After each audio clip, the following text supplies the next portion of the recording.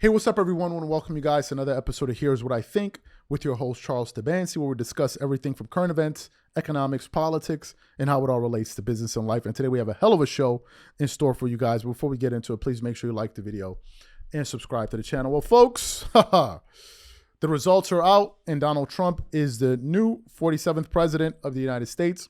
I want to congratulate him for making it back to the office, and now he's the president. So congratulations to Donald Trump and his party and the members that supported him. So we know that. Going into election night, we did a prediction show on this channel where I said that I thought Kamala Harris was going to win the election. And I gave her some key battleground states. I thought she was going to win Pennsylvania. I thought she was going to win Wisconsin, Michigan. And as we look at the current electoral map, she's just losing in all those states. She lost in Pennsylvania. She's losing in Michigan. She lost Wisconsin. She's losing in Nevada. She's losing in Arizona. And Donald Trump ended up winning the election 277 to 24. And by the time the final numbers come out, it's going to be well over 300. So it was an absolute blowout. And in the aftermath of this result, the Democratic Party is in total disarray. And it needs to be in disarray. The Democratic Party needs to be in total disarray, because when you have this wide of a margin, you know that something went wrong. Something went totally wrong. So I was going through the internet this morning just to see the reaction to what took place last night, and I came across a clip from CNN with a panel of analysts where they were reacting to the election night results. So what we want to do is want to play what some of them had to say for you now in this soundbite, and then we're going to continue on the show. Take a listen to what they had to say here. Ashley Allison is joining us, as well as Scott Jennings. I want to hear from both of you. Ashley, obviously this is not the outcome you had hoped for. What do you think, what are you looking at about what went wrong? Well, I think she wasn't able to put the coalition together she needed to in each of the states. It was never going to look the same. But we've always talked about this would be on the margin. So if you pull off even 1% of one of your base constituencies, which he was able to do he was able to do in many of them, you were not going to be able to keep that state or hold that state. And so I've heard a lot of people talk about the conversations we need to have. And I think we do need to have conversations as a party. But the conversation that I want to have are for people who showed up and voted for Kamala Harris, and tell them to hold their head up high. I remember in 2016 having to walk back into the White House today, and I was embarrassed to go to work because I feel like I had failed our country. Despair is not the time to lose hope. It is the time to dig down, to do some soul searching and fight for a better day.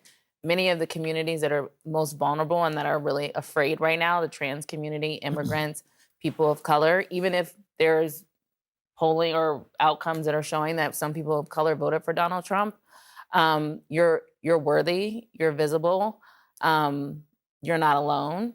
And so you can feel what you feel right now, but we have to do work to protect the most vulnerable. And we can and we will. And then for the people who did support Donald Trump, we've sat on this network and people have said the things that he said about retribution and about going after his enemies. That's not what he really meant. So in moments when he does that, it's your responsibility to hold him accountable and not let him do that and not let him undermine the democracy, because it is bigger than him. This is not his country. It is our country. He just happened to be most likely elected to run it for 4 years. I'm interpreting the results tonight as the revenge of just the regular old working class American, the anonymous American who has been crushed, insulted, condescended to. They're not garbage. They're not Nazis. They're just regular people who get up and go to work every day and are trying to make a better life for their kids, and they feel like they have been told to just shut up when they have complained about the things that are hurting them in their own lives. I also feel like this election, as we sit here and pour over this tonight, is something of an indictment of the political information complex. I mean, we've been sitting around here for the last couple of weeks, and the story that was portrayed was not true. I mean, we were told Puerto Rico was going to change the election. Liz Cheney, Nikki Haley voters, women lying to their husbands. Before that, it was Tim Walz and the camo hats. Night after night after night, we were told all these things and gimmicks were going to somehow push Harris over the line, and we were just ignoring the fundamentals. Inflation, people feeling like that they were barely able to tread water at best, That was the fundamentals of the election. And so I think that both parties should always look at the results of an election and figure out what went right and what went wrong. But I think for all of us who cover elections and talk about elections and do this on a day-to-day basis, we have to figure out how to understand, talk to, and listen to the half of the country that rose up tonight and said, we've had enough. So you heard what they had to say. Here are my thoughts on this. First of all, clearly the Democrats did something wrong, or rather they did a range of things wrong. I was discussing this with Marco just this morning. He's like, but why didn't Kamala go on the Joe Rogan podcast? Why is that information important? Why is that question pertinent? The reason it's pertinent is because we already knew that Donald Trump had a substantial lead with male voters, especially young voters. We also know that the bulk of Joe Rogan's audience is men. We also know that Joe Rogan was interested and open to interviewing Kamala. So why you don't go on that platform, I don't even know. And it wasn't like as if Joe Rogan was going to get into some heavy foreign policy or some serious. No, he just wanted to have a conversation. I think that was a missed opportunity. Number two, the polling. We did a bunch of shows about the polls, and boy, oh boy, we need to really, really re-examine what polling means moving into the future. That's the second thing. The third thing, I came across a clip listening to Scott Galloway, the businessman, and I believe former professor, and he was interviewing, they were talking about why he believes so many men are voting for Donald Trump. And he essentially said, and I'm going to just quickly summarize it, he said that young men feel invisible to the Democratic Party.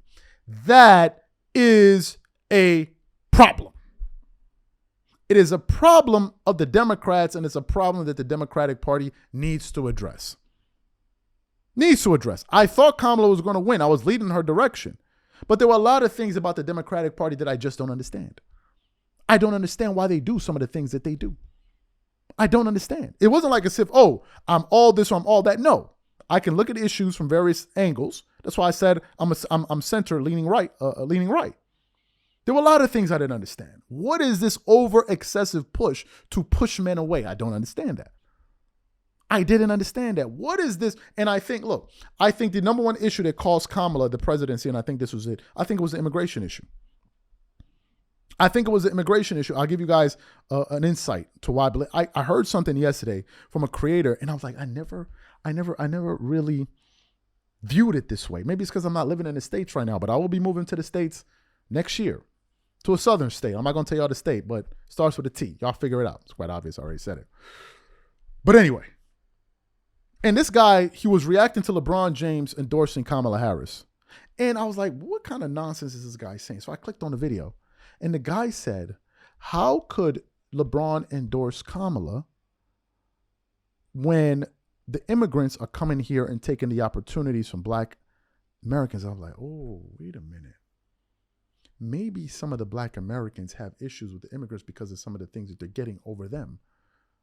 Some of the provisions that the government is putting in place over them. I'm like, oh, maybe that's the reason. I didn't understand it. It was something I didn't account for. I was looking all over the internet. I saw one Black creator after the other angry at Kamala. I'm like, what is going on here? At first, I thought they were outliers. So clearly, the Democrats have done something wrong where they've lost a good amount of the support that they used to take for granted. So this loss means the Democrats really need to re-examine themselves as a party. They also need to re-examine their values, or rather the values they project. Because what they projected in this last cycle did not work. It didn't work. And they really, really, really, really need to examine themselves. So for the next election, they have a better chance. Because if they come with what they've usually been coming with, it's not going to work. It's just not going to work. For Trump to win by the margin that he did, you know something was wrong. Very, very wrong. These are my thoughts. Whatever you guys think, please leave your thoughts and comments in the comments section. We'll catch you guys on the next show.